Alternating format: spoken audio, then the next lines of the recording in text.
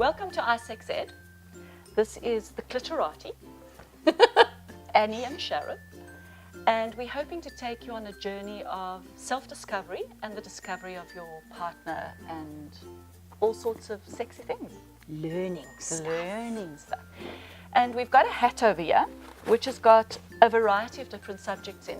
Stuff that people have asked us, stuff that we've encountered in our work, because we both work in the sex industry.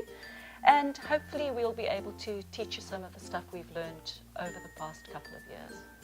And just have some like really funny conversations. Well, sex is funny, really.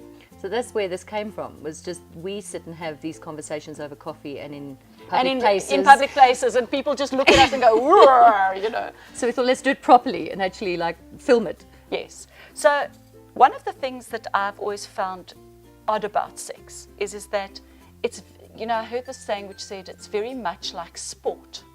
And I thought, how can it be very much like sport? And I said, no, it's the opposite of sport. So I said, okay, well, still don't see the correlation. I said, well, in South Africa, and we're talking about South Africa and maybe the rest of the world, is everybody talks about rugby, but nobody plays.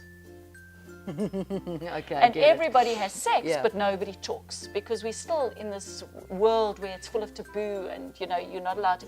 I was on a radio show earlier this week, and we were talking about masturbation, and somebody phoned in and said masturbation is so bad for you. And I said, how can you say that? How is it bad for you? He says, no, it messes with your head. Well, I suppose it does if it makes you feel guilty.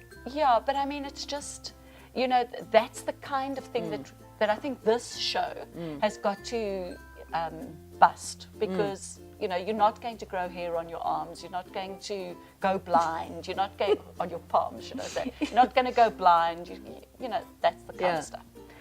Okay, so that's what the intention behind these series of videos are. So let's go to our hat and see what we pick. All right. Who's going first? You go first. Me.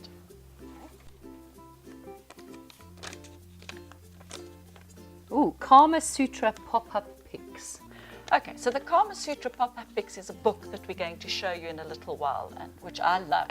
There are a variety of them, and what they do is that they have wonderful pictures in, and they're really, really old. I think the Kama Sutra is certainly BC, not AD.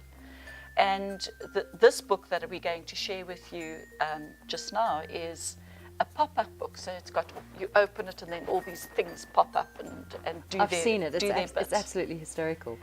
I don't know much about the Kama Sutra, other than in those days, sex was considered absolutely normal, and that the Kama Sutra was actually written as a manual to keep your religion, you know, keep your marriage happy and all the rest of it. And that really is the only thing I can say about the Kama Sutra. So maybe... My most fascinating thing about the Kama Sutra is it tells you very clearly when a woman is ready to have sex. And, you know, everybody thinks it's about the positions. And the positions are pretty cool, because there are various positions that evoke certain responses in the body, various angles, etc., etc. But it's not about the positions, it's about the manual. And the manual says a woman is ready to have sex when she begs. Ooh, I don't think I've ever begged.